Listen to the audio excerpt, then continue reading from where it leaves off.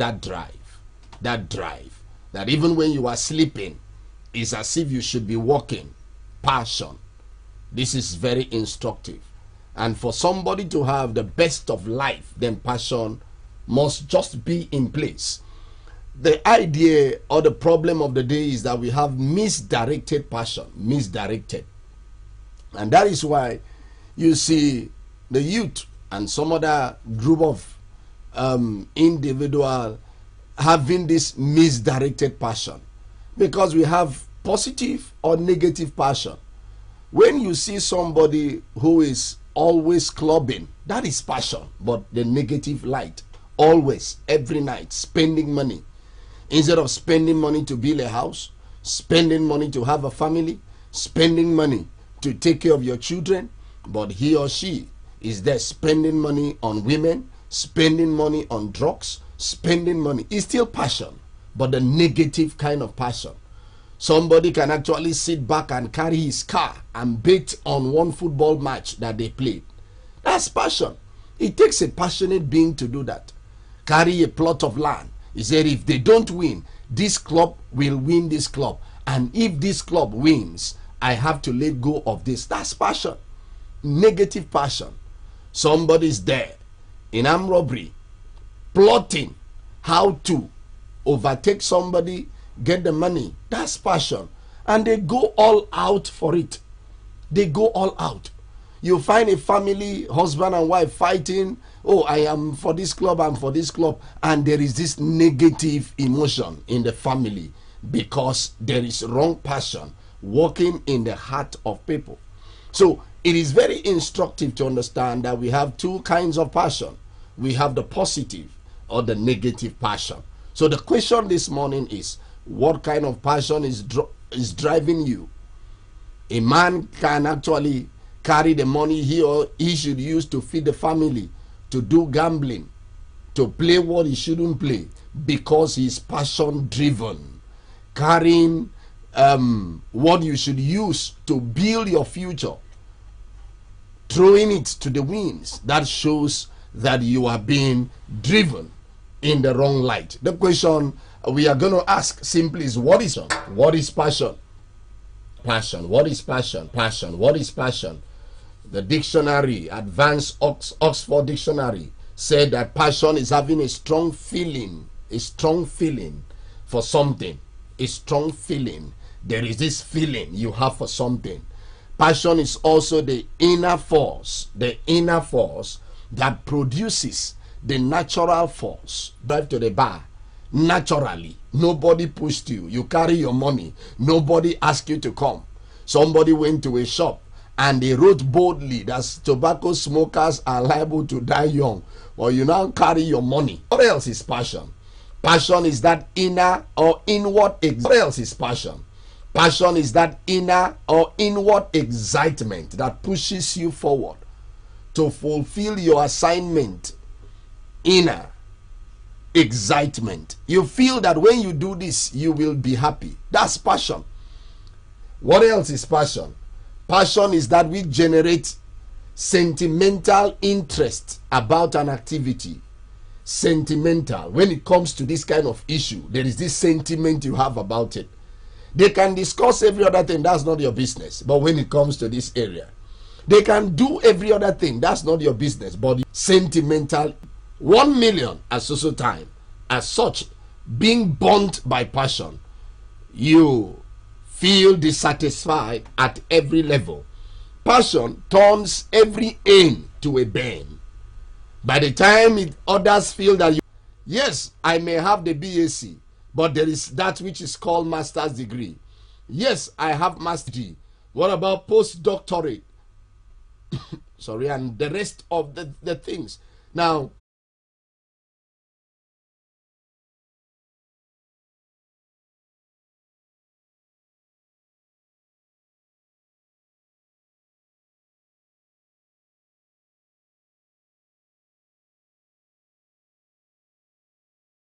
how much is a bag of cement? You now channel the money for smoking, spending, betting, and the rest. You now say, no, this is what I want to achieve.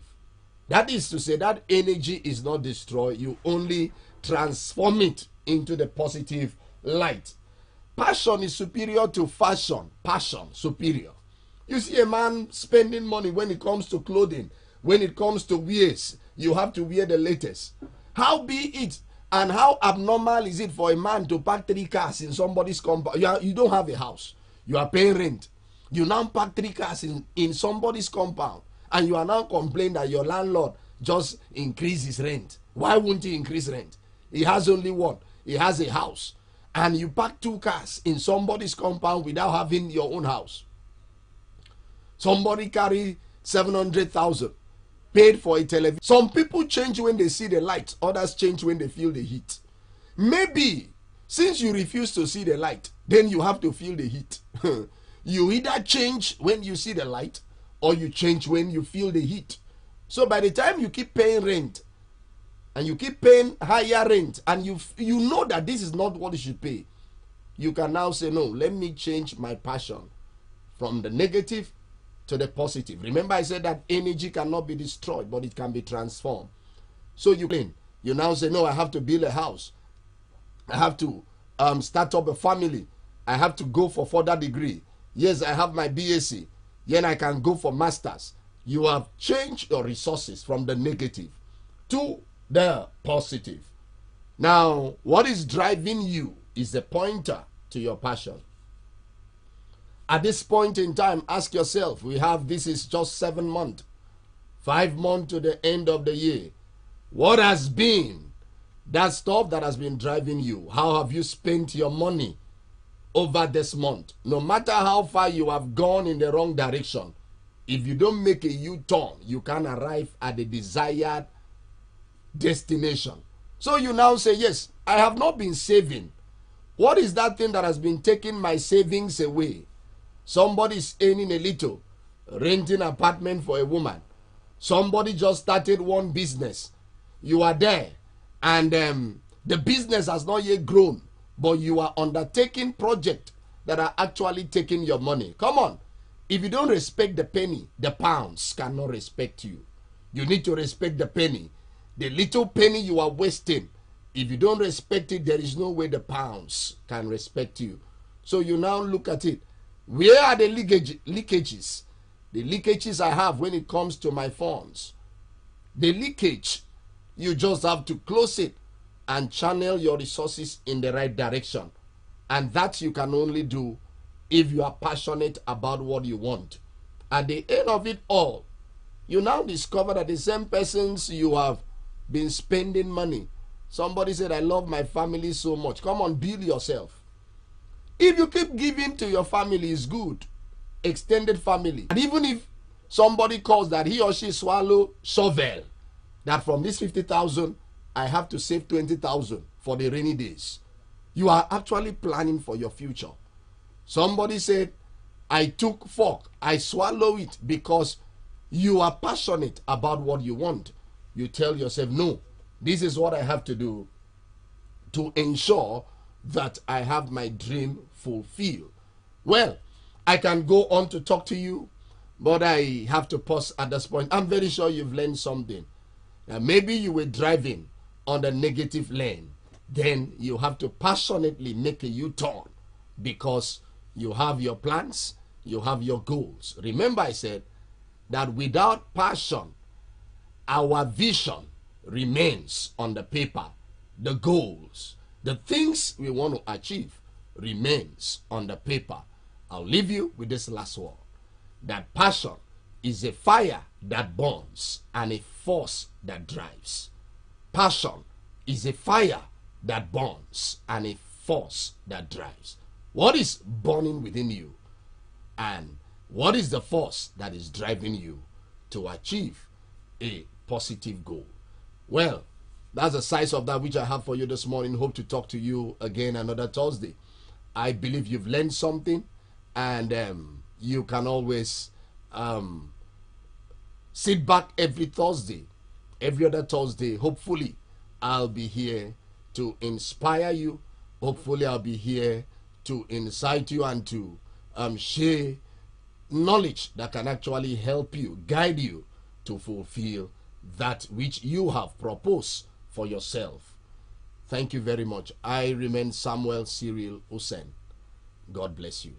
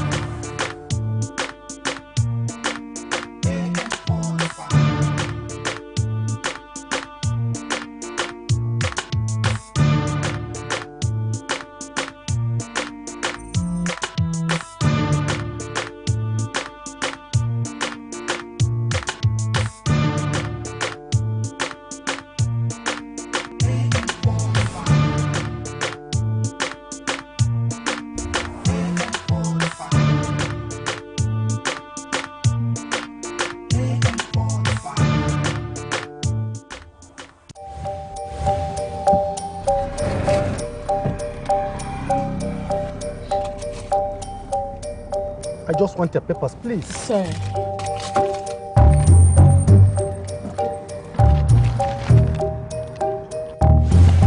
Salary don't enter. Yes, so. And more than never even return. Na salary plenty, oh. No wonder I no gree collect Roger from my hand. Shut up, sir.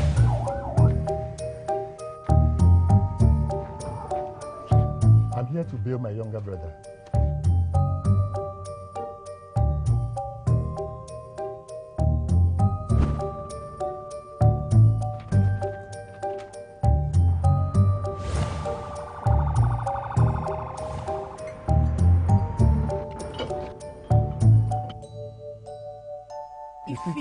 Happen. With good laws, proper funding, Training. and cooperation. If it happen. Everything you go through in life is preparing you for your next assignment. My father was a police officer, so I lived in the barracks. A barracks like a mini in Nigeria. You know, you find everybody there. My dad's salary, of course, couldn't meet the family income, so I had to sell soft drinks for my mother so that we can make up the family income. I used to take soft drinks from our home and I'll go to the airport and sell. It was fun. I didn't know I was going to ever get into hotel business. So eventually, my coke hawking helped me later in life when I started running my hotel. Those little things you did became building blocks for my later days in life. And you know what? My house was built on the same street I used to go through to hawk. And so everybody that saw me hawk these soft drinks for my mother, when I bought a land there and built my house, all of those people were still alive. It's like, some of them had to break their children. Look at me mentor these kids. Today, when I drive around the streets, sometimes you find people sell and you stop by. I just remember, it used to be like this. That hawking has helped me today to be able to serve the people. Accept the things you can't change and change the things you can, and ensure that you just have the fear of God in you. I think the only person that can stop you from achieving what God has set out for you is you. Akwa Ibom is rising. Catch all the favorite programs of news and current affairs, politics, and exclusive interviews. Health, drama series and comedy.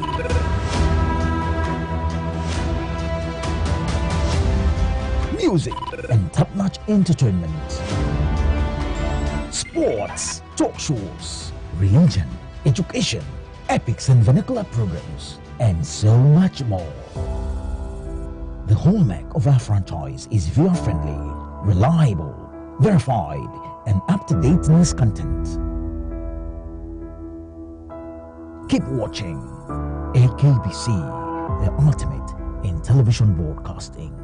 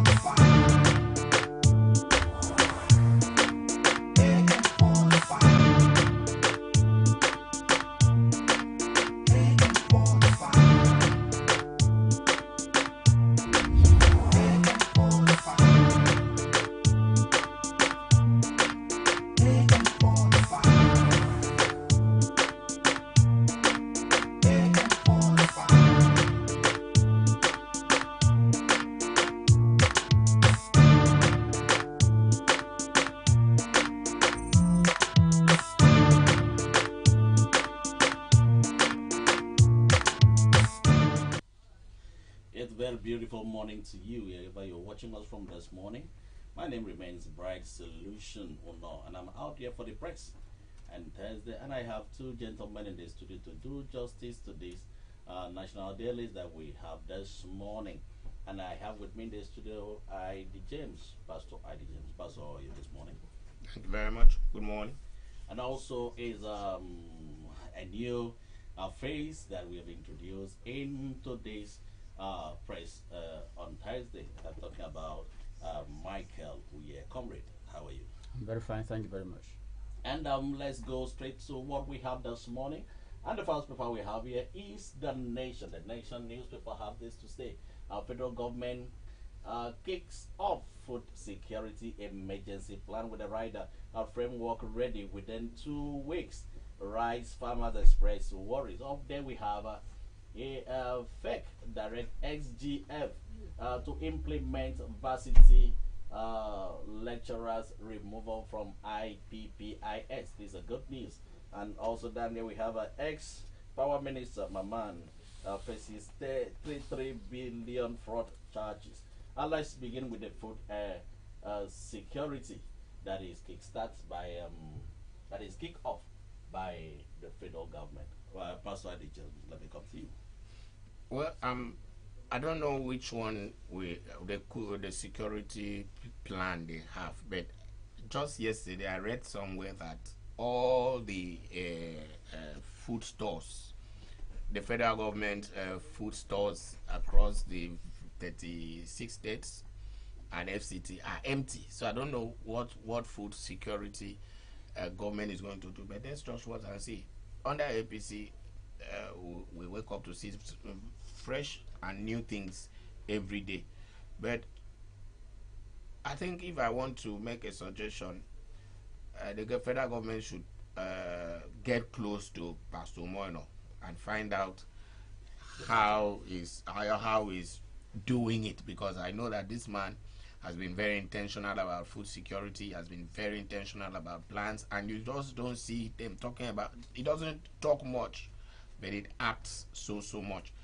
So I am thinking that even this food security emergency plan, Pastor Moino should be carried along, and his opinions well sought, to be able to see if they can model whatever they want to do after what Akwa Ibom has done. Thank you so much, Pastor I.D. James.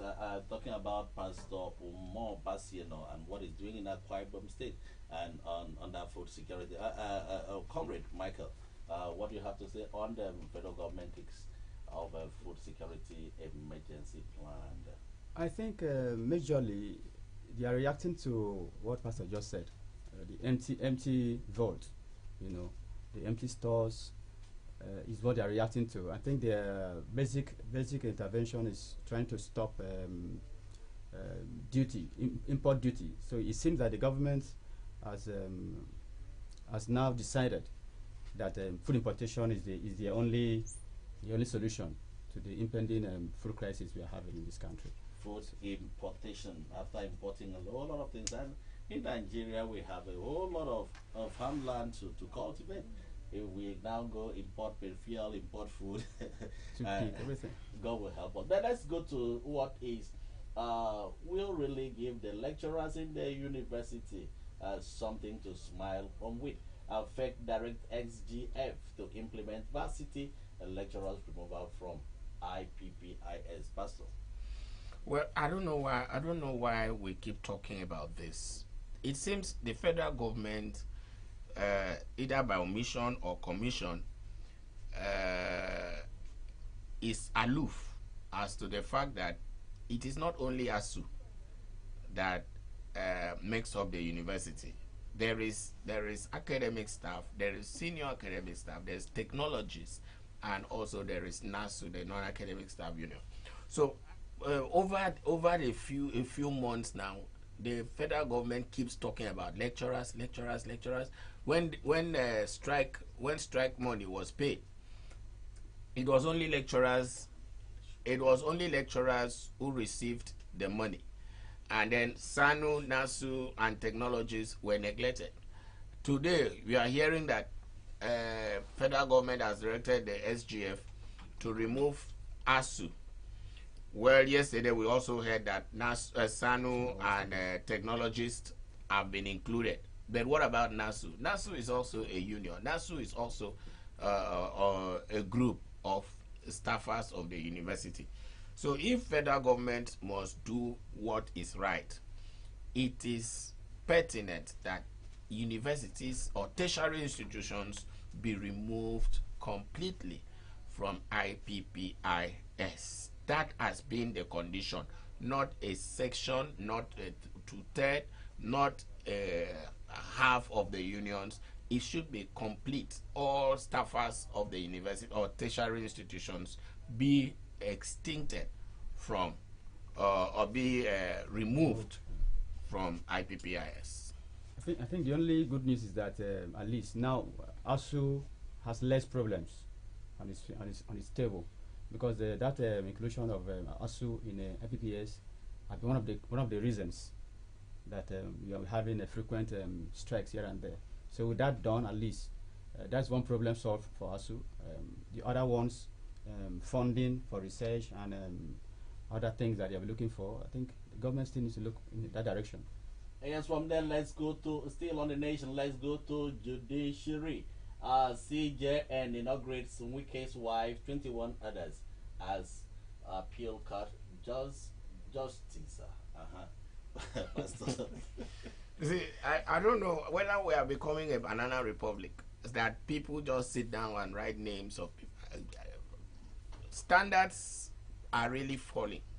And the earlier we recognize this, it seems people are thinking that we are zombies. That people will just sit down. Maybe because down still in Rivers State, Odele's wife was the husband was the governor, and the wife was Odele's wife had been a judge before, had been a federal judge before the man became governor. Yes. So she was only, and you throw out of the list tenure, you never heard her play the role of first lady because she was very quiet and doing her work. But if you observe events now, a lot of there are so many connotations that what APC is working tirelessly to position people for 2027. And I don't want to preempt anything, but I'm saying that the way they are adding insult to injury, Nigerians may not take some of these things anymore. That's just the truth. We should be very cautious on the things we are doing as far as this country is concerned. Yes. I agree with you to an extent. That is talking about Wike's wife. If she is eminently qualified, I don't see why she should not be so elevated. But my worry, like you rightly pointed out, is turning the country into a place where people are, appointed just because of political elevations. So that should be a worry. What is a little bit funny is that the same CJN is complaining that the judiciary has become a mockery ground, and is doing it also. So you can't be asking for everything to be done. At the same time, you are showing what you are doing. Tends to show that you encourage what you are actually complaining about. So okay, this is just for your information. 67 to 603 TB patient on treatment in Lagos FCT, and others. Let's go to the Vanguard. Let's go to the Vanguard newspaper this morning. The Vanguard have so many good things to say. Minimum wage, the neighbor meet organized labor today. AFCC witness admits Emefiele's wife not beneficiary of CBN contract. On the banner's headline we have, we will regulate price of imported foodstuff.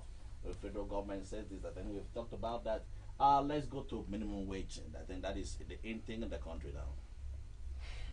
Well, I don't have a problem with whatever Labour says. 250,000 is their last bargain. The federal government is we are here. They are floating 62,000, and but I'm thinking that the earlier this matter is resolved. Already, the 62,000 naira has not been paid, but we are already buying goods in the market in lieu of 62,000. So I can imagine what will happen if it is finally taken to maybe 100,000. Before you get the salary, the money may have finished. So, but it's a good thing. I'm thinking that government shouldn't be waiting for threats, strikes, and other things before doing the needful.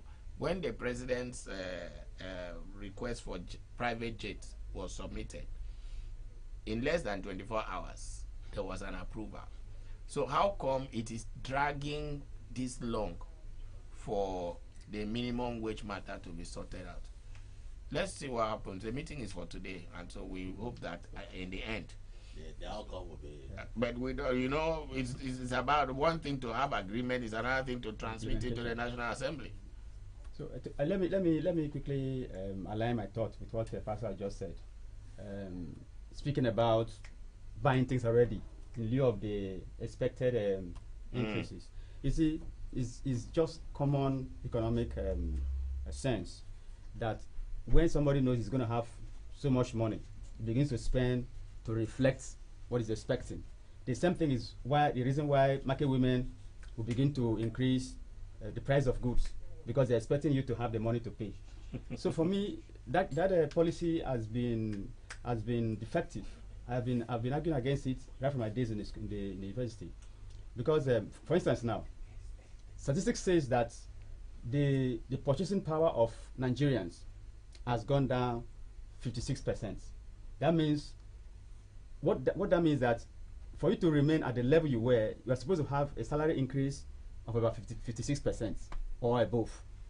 Why not build that into the salary structure so that it reflects the changes in the value of goods, money, so that as the thing goes up, your salary goes up without informing the market women, because once they are aware that you're going to have an increase in salary, they begin to preempt, and at the end of it, that increase becomes useless. Well, that is always the issue in Nigeria. Before things happen, others have already taken their stand on what they are going to do. They can now see that the price, the rent has increased so much. Where people used to pay 250, they're now paying 300, 500, things like that. If there should be a mechanism to work out things like that, would be good for us. Let's go to still on Vanguard, conflicting court orders. CGN vows to deal with errant judges. I think this will have to do with what is happening in the Rivers State. Up there we have an NSAS protest. ECOWAS court finds federal government guilty of right violation. Pastor, let me come to you on the conflicting court judgments. Well, I don't know. That's why we keep talking about the issue of unnecessary politicizing of the judiciary. Now, I remember there was a certain man that we heard as a senator. The wife was a judge, and he was whispering, or he helped the wife write the judgment while they were. So these are the kind of things that are happening.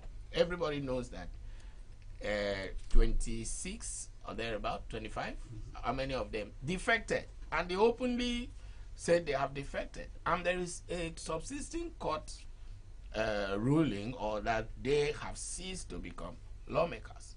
But you begin to see politics coming in, some saying the governor was not right to have done this, but without even a clear judgment, said you had no right at that particular time to say this.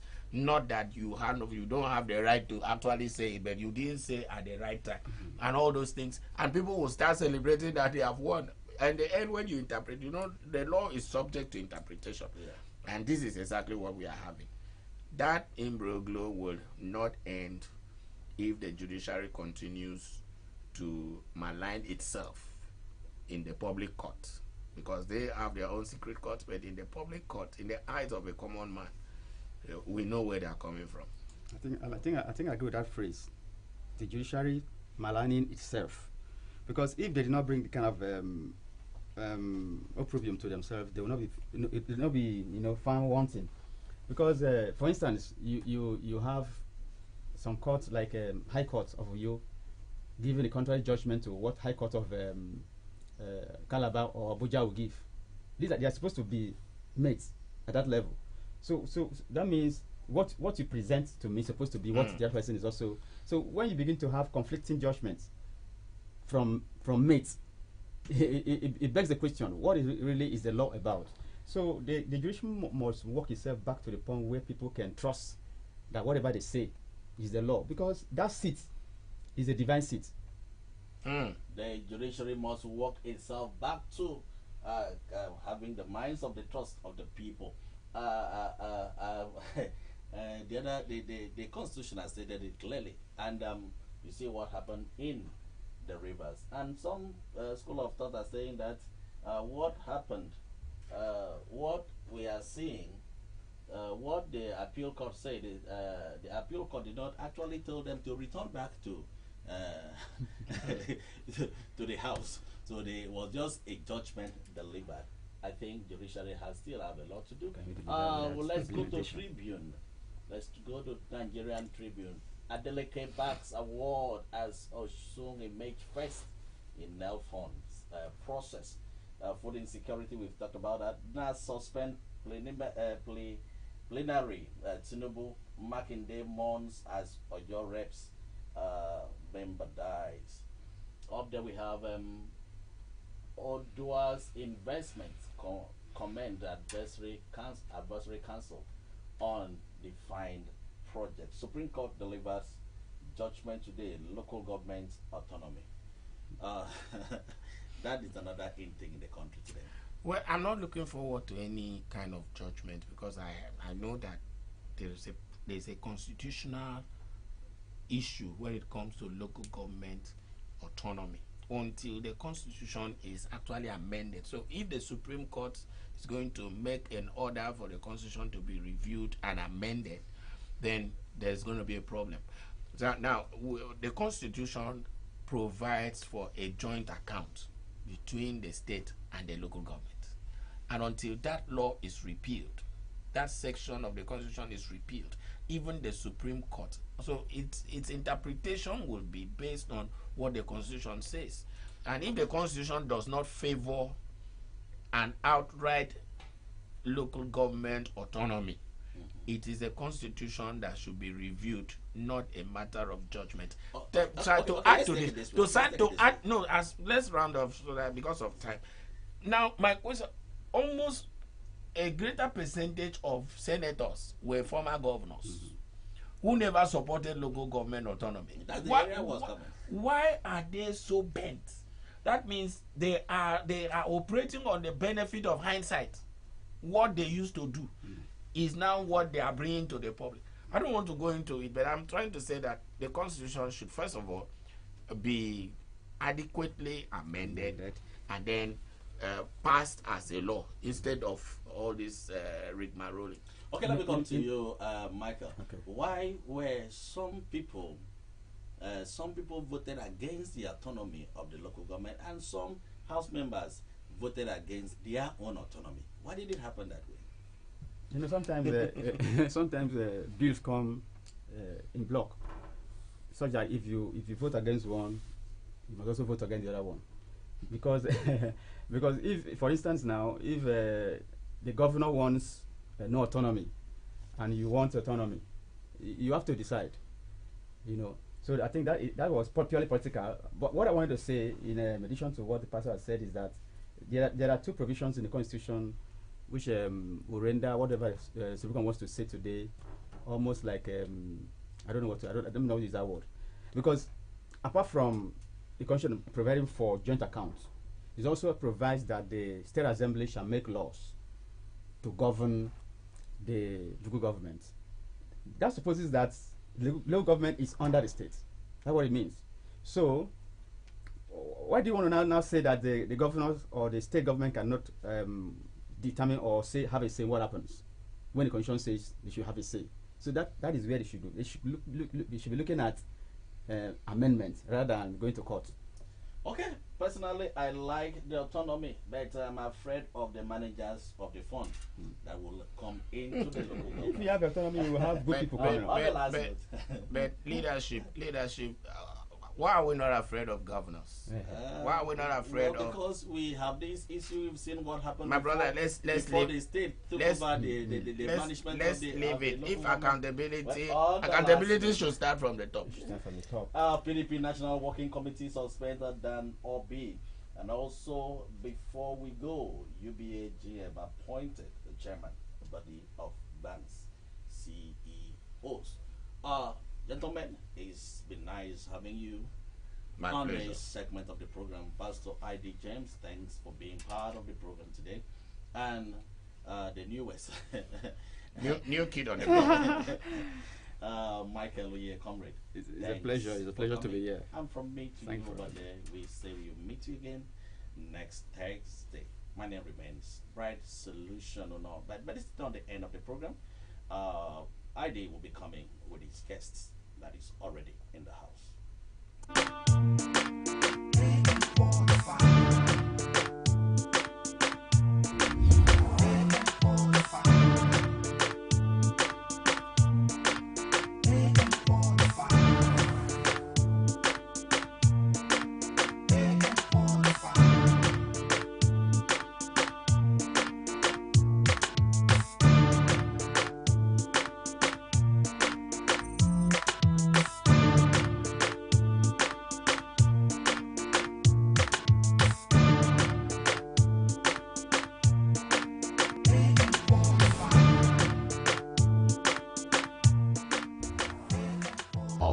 State has truly entered its golden era. It was deliberate that we made agriculture the first letter of the Arise acronym. To ensure food security by bringing down commodity prices, the government launched a Back to Farm initiative and also acquiring hectares of rich, fertile land across all the 31 local government areas for farming. The Arise Food Security Program was also launched to cater for the most vulnerable through the Bulk Purchase Agency. We have also distributed seedlings and other farm inputs to farmers across the state. To take agriculture to the next level, we've commenced the technology-driven Shanghai type Igbo model farm. This will not only multiply harvest for all farmers, but also reduce your costs of operations by ensuring that nothing goes to waste. Let's join hands in supporting this government as we build the future of our dear state together. Our Rise agenda is working.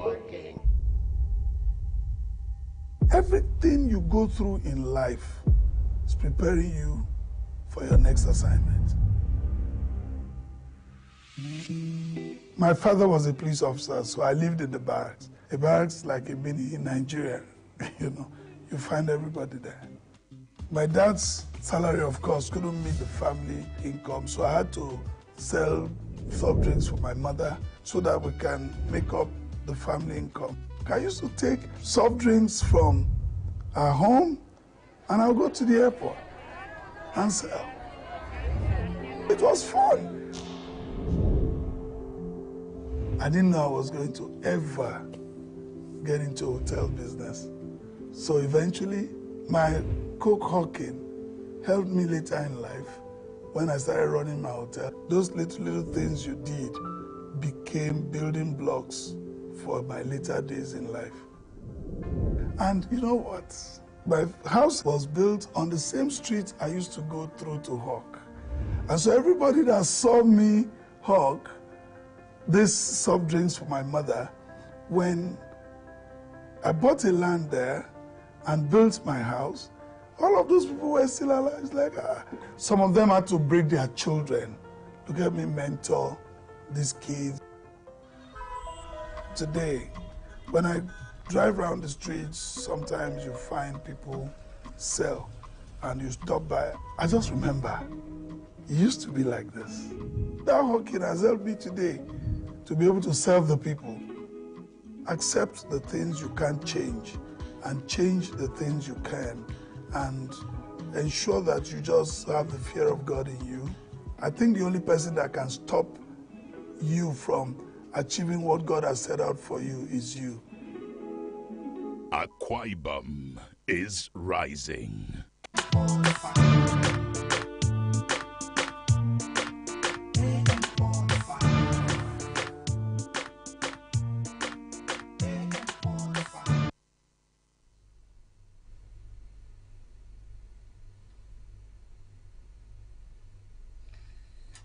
His Lordship Bishop Etamante is the immediate past President General of Oro Union. His pioneer President Esunlap Oro is also a bishop. South what? South Public Secretary of PDP. Really? Yes. Wow. Okay, so he's the South Publicity Secretary of the People's Democratic Party. You didn't watch that one. Good morning. Good morning. Welcome. Okay, so now that you are even in a position to answer this question, what did the National Vice Chairman of the party do? We heard he has been suspended and he's crying foul. What's his offense? I think it has to do with the party crisis. Okay. You know, from at the national level, there has been this tussle to strengthen the People's Democratic Party. To strengthen? To strengthen. To strengthen. Yes. Okay. Our great party.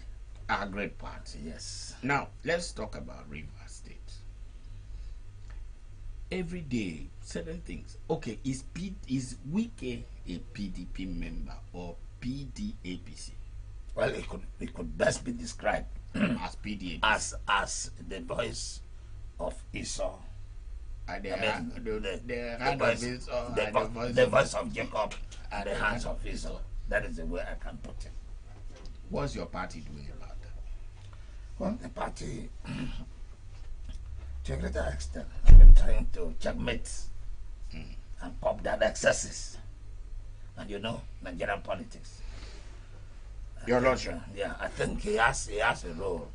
If you were the one that is doing this, the party would have wielded the hammer. Why is it? Why is one man greater than the party?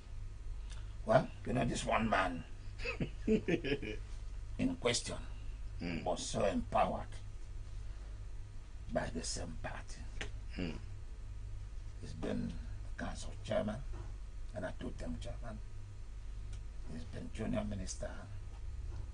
He's been chief of staff to the then governor, Amechi, who is his brother, and he was two-term governor. And you know what that means in Rivers State. So it all depends on decorum. It all depends on human being insensitive. So, in the case of Wike, it's a case study itself, which has to be studied. Yes. And very seriously studied. Yes. So, but to the best of my knowledge, our party have done so well and so much to checkmate this political infraction. Okay, so maybe we come down to Akwa Ibom State, having discussed the national as it should be, and since you are South, PDP, Akwa Ibom State has been PDP, man and boy. Certainly. And every generation of the PDP that's passed up until now has witnessed one form of its own infractions or another. But it seems this is the first time a governor is embracing almost all the political parties. Is that not dangerous for your party? It's not dangerous. It has to do with the maturity of the mind of the governor. Don't forget he's a pastor. Yes, the pastor has a way, too many ways to harmonize contending issues. We are talking about a well-trained pastor, someone that can manage the church, manage his family properly, can manage any situation on earth. Because when we talk of law, there is divine law, which supersedes any other law. Yes, the man-made law, the constitutional law. So this man is vested with the nitty-gritty of the natural law, the divine law. Any successful pastor or general overseer of a church must be able to combat and shape up the devil, and also know the antics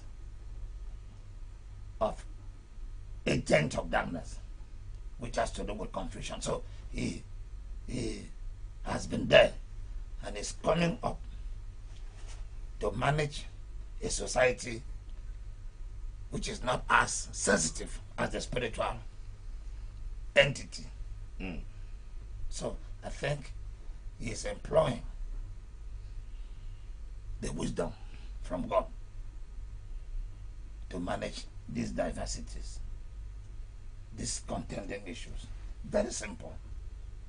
The Bible says that we should stay at peace with one another. Love thy brother as thyself. Do unto others what you feel others, or what you want others to do unto you. The same measure you measure to others, we measure. So when you are vested with this divine principle, this scriptural law, I think coming down to manage the political landscape is not, cannot necessarily be a burden. Okay. That's coming back now. Let's talk about the local government elections. Yeah. Are around the corner, and we are aware that the governor has said that people should choose popular candidates, that he's not ready to do what the party will want, that whoever must win election must first of all be popular among his people and must also do his work. That nobody will go and write people's name. Is that an indictment on previous government? It is not. It all depends on the way. You see, we can talk about the illustration of the blind people that visited the elephants. So they went different opinions, different perceptions. Like I told you, this man is a pastor. He is giving back the power to the people. Because you can steal, but you don't know. When you steal the people's rights and privileges, you are a criminal. When you steal people's praises, most especially God's praises, you didn't do that thing well, and you are saying that you are the best. We are talking. That is the wisdom, the scriptural wisdom that is being brought to bear. Because when God created everything, all the creation, or creature as the case may be, he did not consult with heavens. I've been saying this time without number. So when you are dealing with human beings, you must be careful. So at some point, when God wanted to create man, he consulted with heavens. So what His Excellency is doing is to consult with the people. Go back, consult with the elites, so that the people will bring out someone that will be accepted to all and sundry. So it still is respecting the wishes of the elders, respecting the party structure. This is not the first time. When he came on board, he decided to appoint his personal assistant, those that will work with him directly. He has the prerogative of picking whoever, or through the recommendation of one or two elites. He said, no, take this power to the grassroots. Let all the strategic elites or elders meet and choose who gets what, why, how, and when. And that actually gave all of us sense of belonging. So this time around, he is saying, whoever will be the council chairman, whoever will be the councillor, go back to the stakeholders, even though some unscrupulous elements are trying to bite more than what they can chew. But I am happy the governor is up to his task and will cut whoever that is not careful to his size. So that is a step in the right direction, accepted by God and embraced by man. Okay. If you're just joining us, His Lordship Bishop Etumante is my studio guest.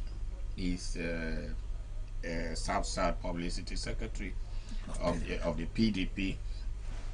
Immediate past President General Oro Union, and one time I know that he used to play a lot of politics in Independent Petroleum Marketers. Yes, I was the secretary, the state secretary of IBMAN in Akwa Ibom State. Okay, so since we are discussing politics, let's talk about the 1 year plus now of Pastor Omoeno. What is he doing differently from past leaders? Or what has he done differently? Well, we have seen a man whose style is to give respect and regard to whoever respect is due, deserves. We have seen a man that evolved in consultative administration. We have seen a man that came on board and within the first quarters decided to put the entire Akwa Ibom State together through Ibom dialogue, consultation, doing it as a child of God, doing it the ways of God. Like God said, let us make man in our own image. So he said, let us build a new Akwa Ibom State. He invited people across the country, experts in various fields, identify key areas of development that will drive the Arise agenda. In fact, the rudiment of Arise agenda, the element of Arise agenda, the characteristic of Arise agenda is an integration of the thoughts of experts brought together within the context of Ibom dialogue, dialogue. And he came up with the agenda. And this agenda is embraced by the Akwa Ibom people, adopted by the people. So gradually, he is moving forward. We talk about, if I may come from the security angle, His Excellency has secured our confidence. Because when you talk of security, in a layman's point of view, is someone standing at the gate and checking people coming in and going out. He has secured the confidence of the people of Akwa Ibom State by giving us food security, environmental security, health security, and all that, power security, even personal security that has to do with the protection of lives and properties.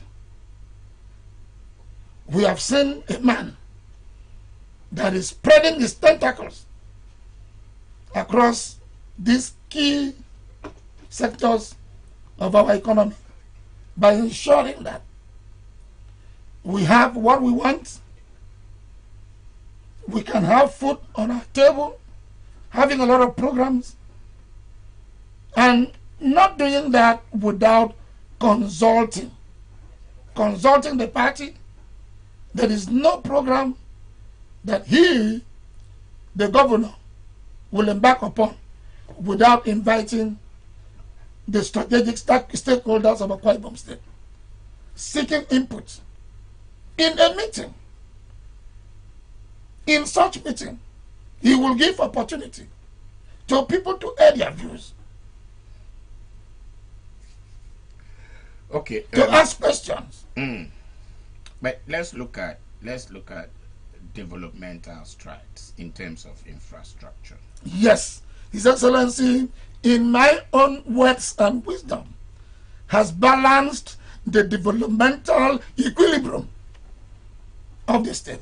So do you still want all people to produce governor? Now that we have a governor, that is it necessary now to talk about governors coming from the various, now that we have a man who has balanced development? Yeah, we talk about the 8 years. Okay, so the 8 years theory.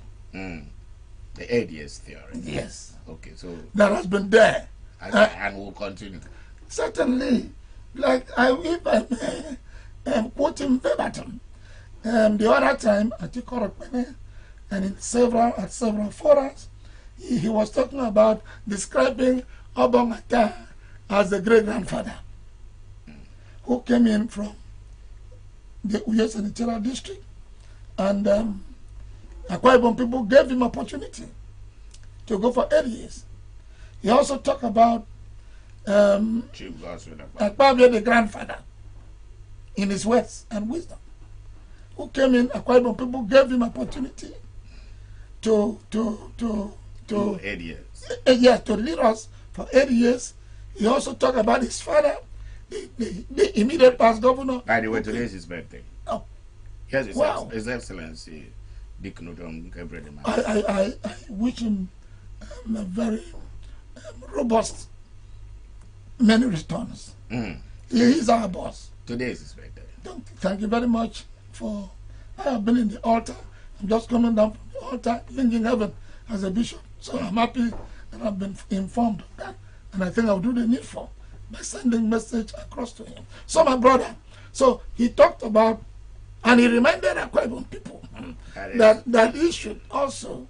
They looked at as a grandchild. They look at that. That does not preclude that our people should not be touched at appropriate time, but not to the extent of interfering with the moving train. With the moving train. Yeah, the moving train of 8 years. 8 per season. Okay. Now, just before we kiss off and talk about insecurity. Yeah.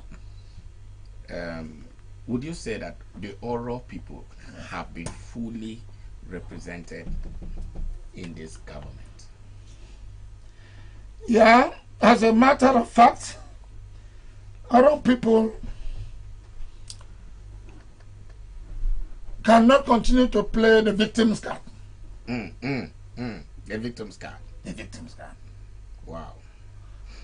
Because we are talking about a government that an Oro daughter, an Oro jewel of inestimable value, an Oro Mora is a deputy governor working hand in hand with the governor. Not a spare tire.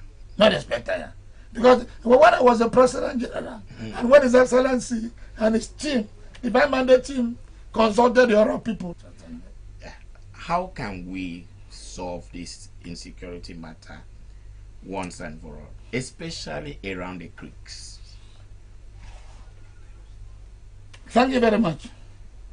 Security of life and property is the key to development. Security matters are not necessarily discussed and solved in open air. Okay. But we can make few analysis about that.